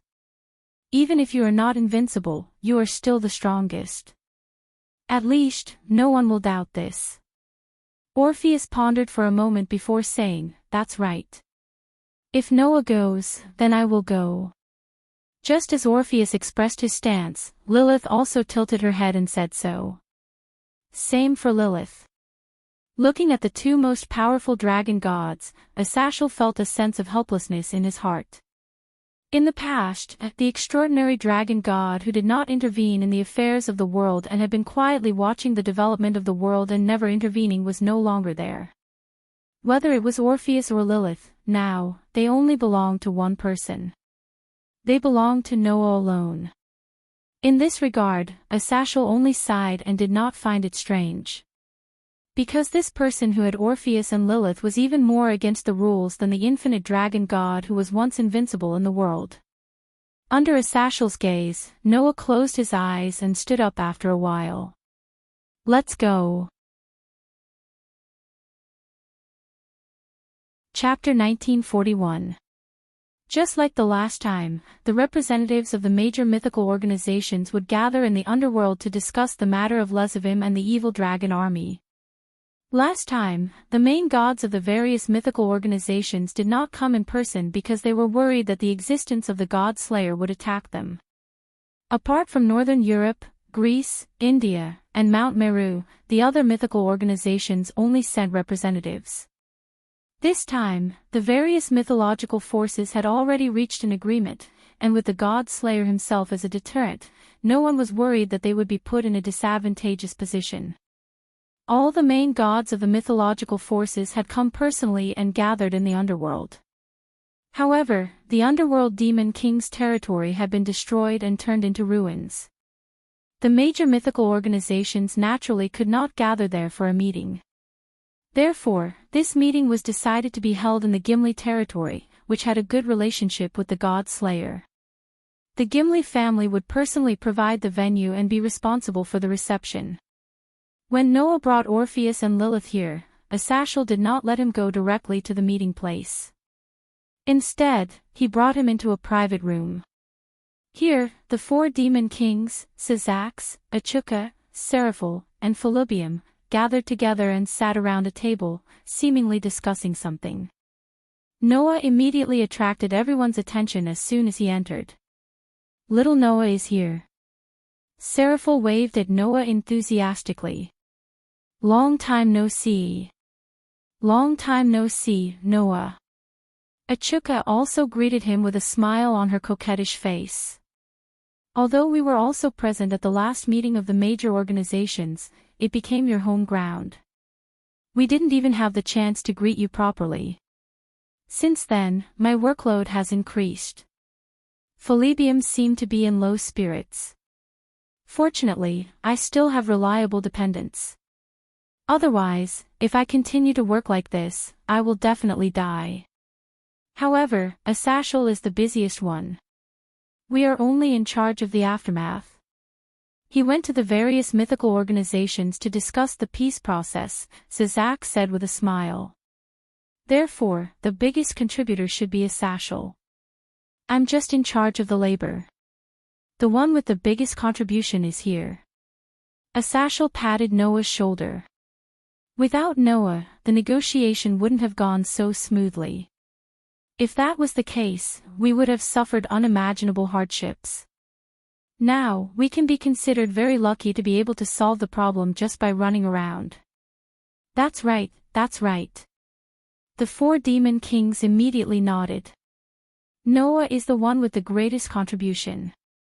Looking at the 4 demon kings who were more perfunctory than flattering him, Noah smiled bitterly in his heart. Undoubtedly, these 4 fellows were all demon kings, but they were still as carefree and merry as before. Others didn't even know how to ridicule them. However, Noah was sharp enough to notice it. Whether it was Sizax, Achuka, Seraphil, or Felibium, there was a faint trace of darkness in their eyes.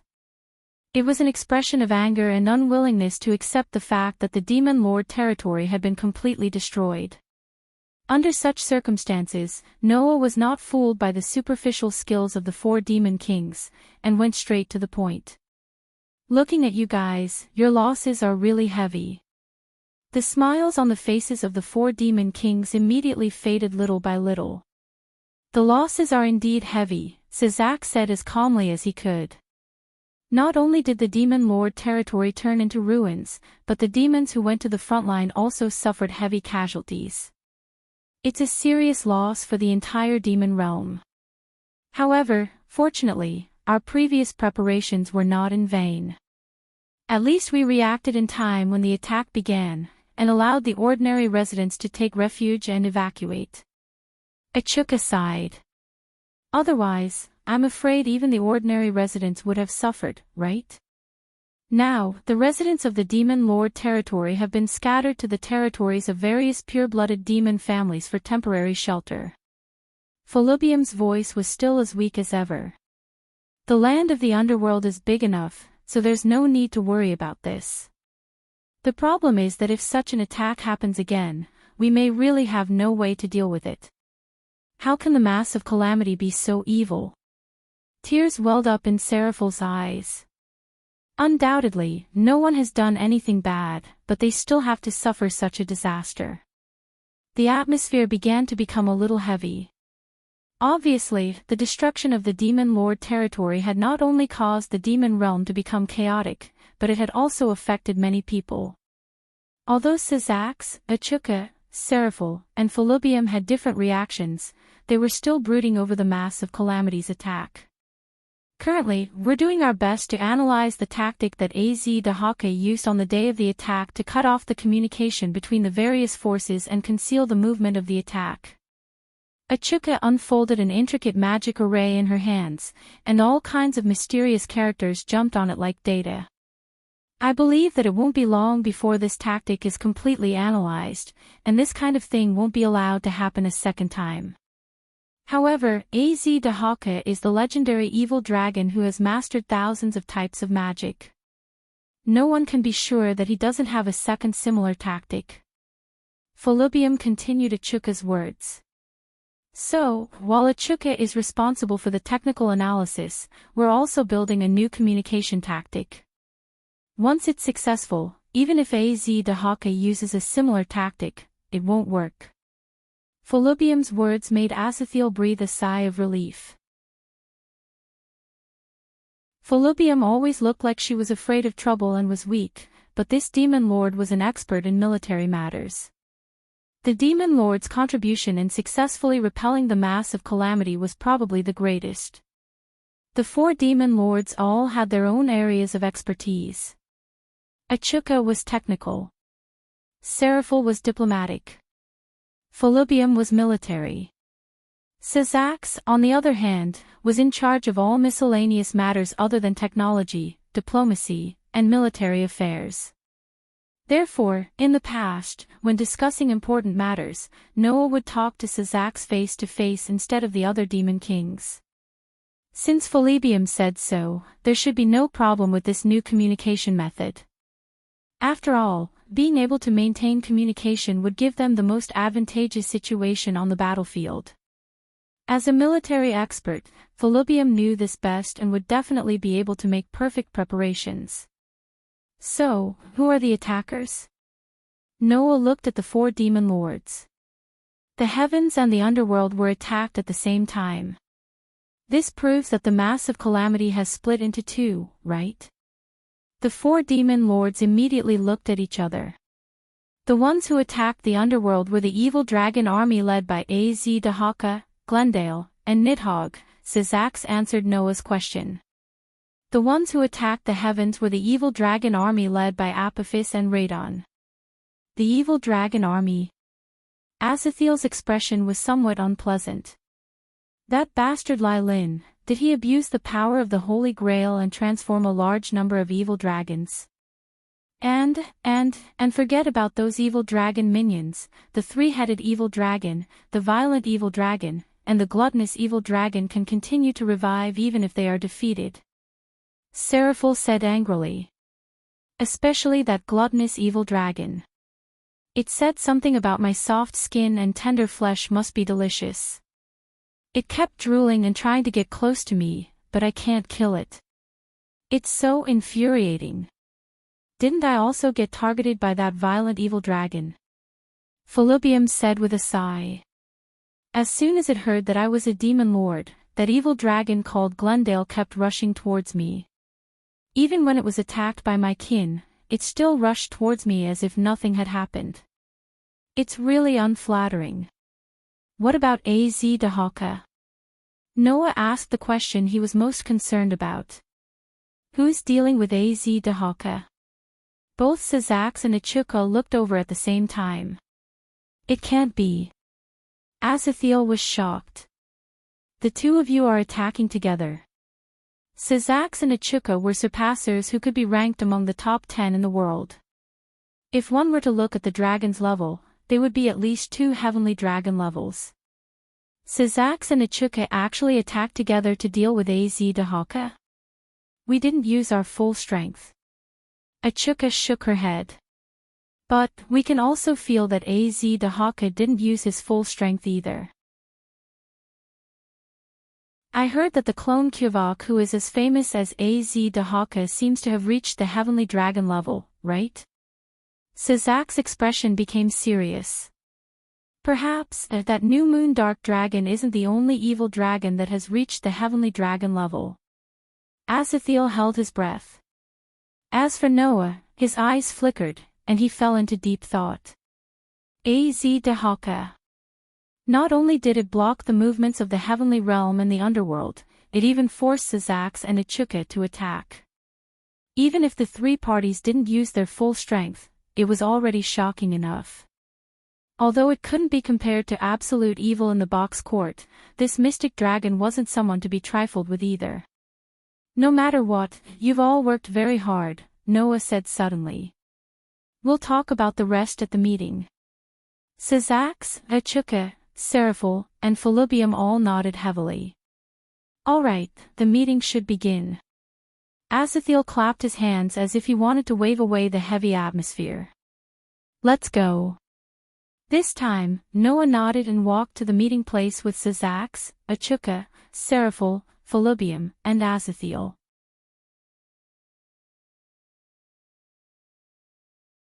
Chapter 1942. The venue provided by the Gimli family was a palace. It was a palace that was usually used for important balls and banquets. On this day, this palace had become the meeting place for various mythological forces. An endless stream of gods and representatives from various forces entered the hall. At this moment, in the incomparably vast palace, a huge round table sat there. The round table was extremely large. Even if every seat was separated by 1 or 2 meters, there were still hundreds of seats. Those who could sit were all the main gods of the largest mythological forces. Among them, the 4 main gods, Odin, Zeus, Shiva, and Sakra, were also present. Just like in the previous meeting, they all sat in the seats closest to the main seat. The difference from the previous meeting was in the Greek mythology. This time, Zeus still had Poseidon beside him, but Hades was not there. Moreover, even Poseidon did not take a seat. He just stood beside Zeus like a guard. The main gods of the other mythological forces were all present. They were all discussing the attack on heaven and the underworld. Among them, keywords such as evil dragon, holy grail, and son of the demon king, could be faintly heard. This proved that all the forces attached great importance to this matter. It seemed that all the mythological forces were aware of the threat. Powerful evil dragons appeared one after another. A divine tool that could subvert the principles of life. The culprit who controlled all of this. When these factors were combined, even the demons and angels who had long been prepared for war suffered an unimaginable disaster. If the other mythological forces were attacked in the same way, in a situation where they were isolated and without help, they would probably suffer heavy casualties, right? Therefore, the gods had no choice but to be alert. There were many more gods participating in this meeting than the previous one. Coupled with such a discussion, the entire hall was extremely noisy. Until a certain moment, a god suddenly spoke. "They're here." As soon as the voice fell, the entire hall was silent. All the gods turned their eyes to the direction of the door, causing a huge pressure to fill the surroundings. Under such circumstances, Noah brought Orpheus and Lilith and arrived late. Behind him, Sazax, Achuka, Seraphil, Philibium, and Asashel walked in as if they were his entourage. Under the silent pressure, almost all the gods cast their gazes on Noah at the first moment and started whispering to each other. "Is that the god slayer? He was the one who easily defeated the three main gods of Greece, right? I can faintly sense the fluctuations of a dragon, as well as a sense of oppression. It seems that he is indeed not a simple character." As they had not come personally the last time, many of the main gods of the mythical organizations had not seen Noah before. Now that they had seen the legendary god-slayer with their own eyes, all the overgods present paid special attention to him. They constantly studied Noah. However, when they saw Orpheus and Lilith next to Noah, all the overgods were slightly stunned, and they all shut their mouths. Only Sakra looked at Orpheus and Lilith, who were obediently following behind Noah, and curled his lips into a smile. Just as the rumors say, the infinite dragon god has been split into two, and it has yet to reunite as one. What a waste.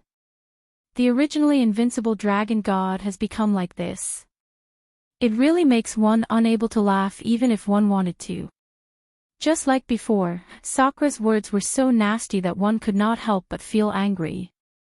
However, Asashel also said that the more important a person was to Sakra, the worse Sakra's attitude would be. Now, Sakra had said such nasty words to Orpheus and Lilith. It meant that Orpheus and Lilith were still highly valued in Sakra's heart, right? However, this time, Shiva also looked at Orpheus and suddenly smiled. "Orpheus, it has been a long time since we last met, right?" Orpheus raised his eyes and looked at Shiva, but he did not have any reaction. He only spoke faintly. "Long time no see." "Yes, I still remember the first time we met," Shiva said with a nostalgic tone. "The feeling you gave me was endless and mysterious. You were like a black hole.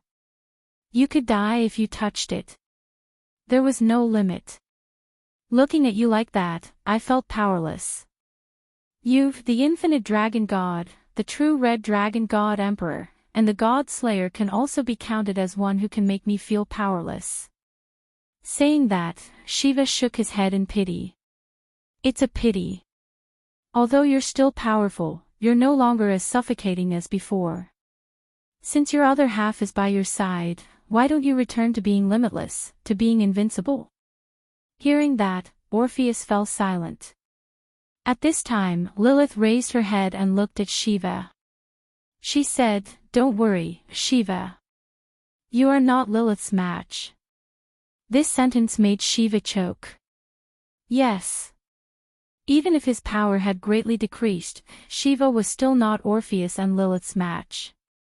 Since Shiva, who used to be ranked second, was not Orpheus and Lilith's match, then no one else could beat Orpheus and Lilith. Was Lilith indirectly saying that even if they did not return to being one, the dragon god was still undefeatable? As expected of the once invincible existence. Sakra laughed mockingly. You are more arrogant than before. Arrogant? Lilith immediately tilted her head. She almost had a question mark printed on her forehead. Her face was full of confusion. Lilith. Arrogant. Just as Lilith was confused, Orpheus reached out his hand and stroked Lilith's head as usual, making Lilith reveal a comfortable expression. Seeing that, Noah could not help but laugh. Although he knew that it was not the time to laugh, Noah still could not help but want to laugh. Lilith must have thought that Orpheus was bullied by Shiva and wanted to stand up for Orpheus. That was why she said that, right?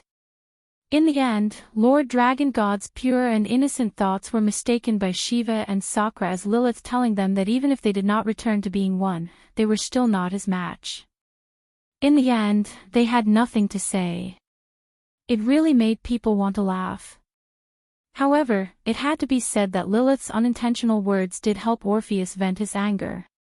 If it weren't for Lilith, then it would be Noah's turn to help Orpheus vent his anger. By the way, let me tell you another piece of news, Asashel suddenly said. Orpheus and Lilith have already formed a contract with Noah, and it is a servant contract. This time, the three of them will be our trump card. A stone stirred up 1,000 ripples. The dragon god formed a contract with the god slayer. And it is a servant contract? My god, all the gods were in an uproar.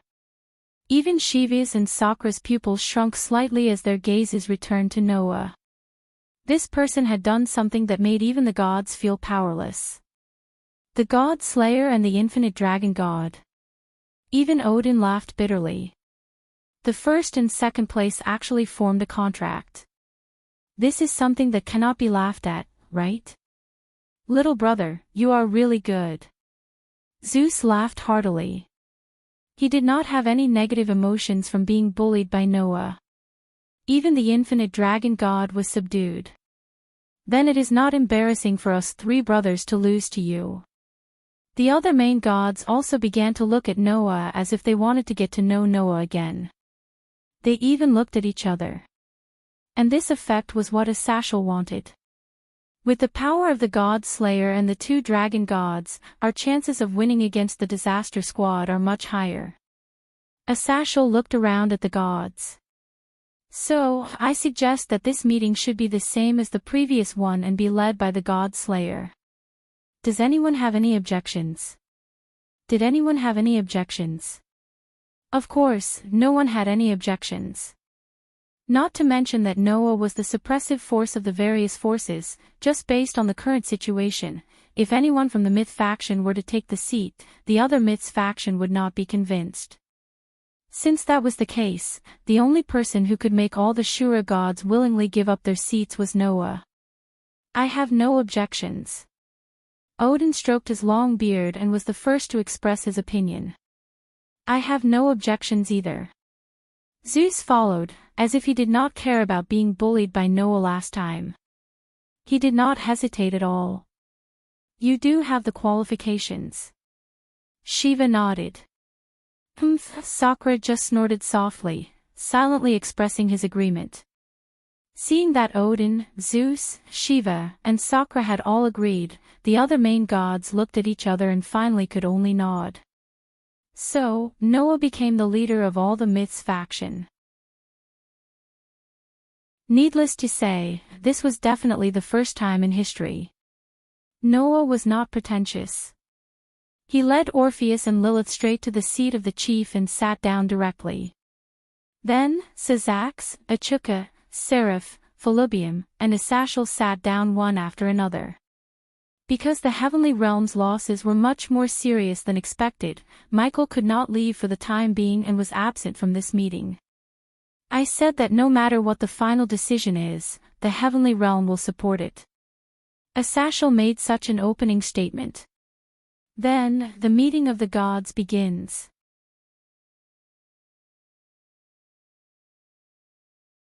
Chapter 1943. Pantheon Meeting. It sounded very high-end, but in fact, it was no different from a human meeting. Why did they say that? The reason was simple. After the meeting started, basically, all the gods were talking excitedly. However, they were simply repeating the current information and the future dangers.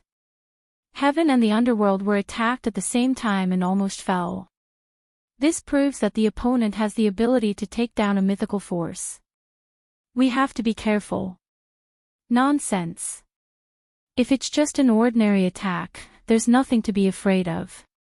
After all, we have so many forces united now. I'm afraid that we'll be cut off again and be isolated without help. When the time comes, we'll be defeated one by one. Nonsense.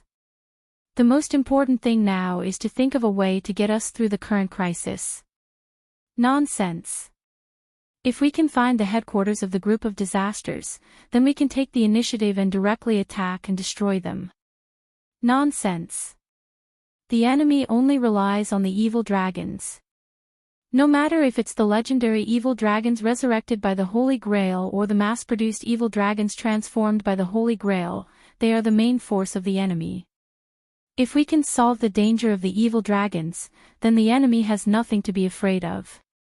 Still nonsense. Thousands of main gods of mythical forces gathered together and talked so enthusiastically, but in the end, the content of the topic was all nonsense. These things were already known in advance, so the gods needed to gather together and hold such a meeting to come up with a solution, wasn't it? However, in the end, there was no solution. Instead, they kept repeating the information they knew. What could they come up with in the end? Therefore, including Noah, Sazax, Achuka, Seraph, Philibium, and Asashel didn't speak. Odin, Zeus, Shiva, Sakra, and the other main gods didn't participate in it either. They just listened to the repeated nonsense of the gods and kept silent. The so-called too many people referred to this situation. Even if they were gods, once there were too many of them and each of them had their own ideas, it would be impossible for them to unify their opinions. They could only repeat nonsense like this. Of course, some of the wise main gods were very clear about the theme of this meeting, so they didn't participate in this nonsense. They just sat there quietly and said nothing. It was easy to imagine that the main gods who were keeping their mouths shut at this moment were the wise ones who could really play a role in the meeting. Until a certain moment, Sakra spoke impatiently and interrupted the endless nonsense.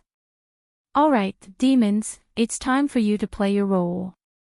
Sakra turned his head and looked at the 4 demon kings led by Sazax. "As victims, I'm sure you're the ones who know the trickiest part about the Calamity Group. In order to prevent the same thing from happening again, I'm sure you've already prepared the means to resist, right?" As soon as Di Tian's words came out, the noisy scene immediately quieted down. Everyone turned their eyes to Sazax, Achuka, Seraph, and Philibium. The 4 demon kings perked up and looked at each other. "We are indeed analyzing tactics to cut off communication, and are also developing a new method of communication." Sazax finally spoke.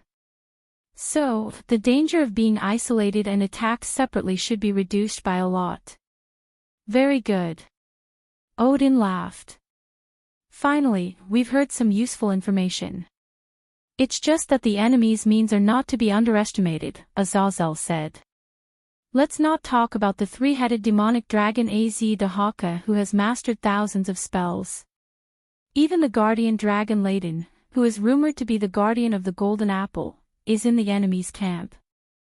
That evil dragon's enchantment and protection are very difficult to deal with. It can isolate all of our forces with enchantments, and then attack us separately. In other words, in addition to magic, we also need to prepare means to deal with enchantments." Shiva turned his gaze to Zeus. "Greek main god, Ladin is an evil dragon in your mythology. If it's you, you should have means to deal with Ladin, right? If it's just to deal with enchantments, there are plenty. The question is whether it will work on Ladin's enchantment, right?" Zeus grinned. "Although we don't have such means, if it's the great hero Hercules who defeated Ladin, we can ask him to come out. No one knows better than him how to deal with Ladin." "Oh. The gods all let out surprised cries. In Greek mythology, the great hero Hercules was entrusted with 12 impossible tasks. In the end, he completed all of them and became a god. This was a story that everyone knew. Among the 12 tasks, one of them was to obtain the golden apple under the protection of the evil dragon Ladon. In the end, Hercules successfully killed the evil dragon Ladon and obtained the golden apple. Therefore, Hercules should know best how to deal with Ladon. However, while all the gods were pleasantly surprised, Achuka pointed out the main point. Dealing with the evil dragon is not difficult. In fact, although the evil dragon is a threat, almost all of the gods here have the ability to kill it. The real problem is that even if the evil dragon is killed, it can continue to resurrect. It's not difficult to find a way to deal with the evil dragon. The key is to find a way to deal with the Holy Grail. His words woke her up from her dream. That's right. The real problem was the Holy Grail, not the evil dragon. If they didn't find a way to deal with the Holy Grail first, then even if they dealt with the evil dragon, it would be useless in the end. The Holy Grail is in the hands of the Demon King's little brat, right? Odin said thoughtfully. Sure enough, that Demon King's son is the real threat. Can you find a way to find Lesavim's whereabouts? Shiva said slowly. There shouldn't be anyone who knows the former Demon King's son better than the demons, angels, and fallen angels, right? If we can find Lesavim smoothly, then we won't be so passive. Sazak's expression became serious. As early as after the turmoil of the vampires, we began to look for Lesavim. Unfortunately, until now, we haven't found any clues. Speaking of which, aren't there still 2 holy grails with the fallen angels? Sakra glanced at Asashal. Governor of the fallen angels, can't you think of a way? It's easy to say. Asashal couldn't help but be speechless. If there is enough time, maybe we can get some results. The problem is that by that time, it will be too late, right? All the gods suddenly frowned and fell into a dilemma. The key to the problem was Lesavim and the Holy Grail. But, how to find Lesavim and the Holy Grail? When heaven and the underworld were attacked, Lesavim didn't appear at all. He must be hiding in a safe place, watching the disasters and secretly laughing, right? That guy is really a bastard. At the same time, Asashal looked at Noah and asked. Why haven't you said anything? Don't forget that you are the protagonist. Asashal's words made all the gods and Buddhas present focus on Noah. Under the gaze of all the gods, Noah opened his eyes that had been closed and said indifferently. I'm just thinking, if I were Lesavim, I don't need to consider any consequences and want to eliminate all the mythical forces. Is there a shortcut to achieve this goal? Noah's words made all the gods present stunned. Asashal. Noah ignored the stunned gods and suddenly asked. If Lesavim is really as bad as you said, then it shouldn't be strange to let him attack the source of all the mysteries and achieve the goal of eliminating all the mythical forces, right? The source of all the mysteries. Asashal was stunned, then seemed to realize something and gasped. You mean, that's what I was thinking. Noah narrowed his eyes. Lesavim will act soon. With such a sentence, Noah stood up and looked around at all the gods present. If I'm not wrong, Lesavim's next target is not any mythical force, but humans. He will definitely eliminate humans. All the gods present almost instantly understood what Noah meant, and all of them showed a horrified expression. You're tuning in to the Journey of the Soul YouTube channel. Don't forget to subscribe and join us on this journey to catch the most captivating stories.